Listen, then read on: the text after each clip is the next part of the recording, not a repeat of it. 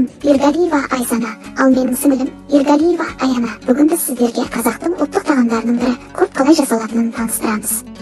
Біз арнайы әжеміздің үйіне келдік.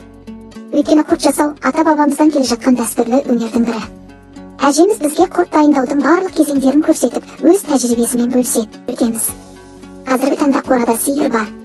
Бірақ өз қауіпсіздігім үшін мен қораға әжеммен бірге сиыр саууға кіре алмадым. Дегенмен мен осы жерге жаз мезгілінде әжеммен бірге сиыр сауған видеомды қосамын. Мен бала кезімнен ата-әжемнің тәрбиесін алып өстім. Әжеме бұзауларды, сиырларды айдап әкелуге көмектесемін, кейде бірге сиырда сауамын. Ал енді құрттың жасалу жолына тоқталсақ. Алдымен сүт тартамыз. Содан кейін сүт ашытып, оған тұз қосып құрт жасаймыз. Сондай-ақ піскен құрт жасауға да болады. Ол үшін алдымен сүтті тартып аламыз, кейін оны ашытып қайнатып, соңында кептіріп құрт дайындаймыз. Міне, осылайша құрт еңбек пен төзімділікті қажет ететін, бірақ өте дәмді әрі пайдалы ұлттық тағам. Біз құрт пісейін деп жатырмыз. Аяна мен Айсананың. Бұл сиырдың сүтінен жасалынады. Тұз салып, 2-3 күн кептіріп, балалар жеуге өте дәмді, жақсы қалыпсыз Аллаға.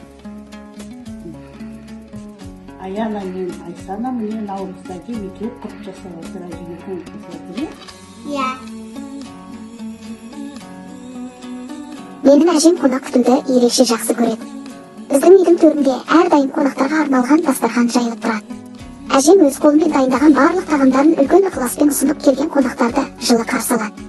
Дастарханымызда құрт, қаймақ, май, сүт сияқты ұлттық тағамдар әрдайым болады.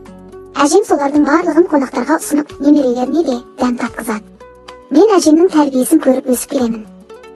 Бала кезімнен бастап құрт жасау, қаймақ пен май дайындау сияқты істерді үйреніп жүрмін. Болашақта мен де әжем сияқты осы дәстүрді жалғастырып, өз қолыммен құрт жасап, қонақ күтіп, ұлттық құндылықтарды сақтаймын деп армандаймын.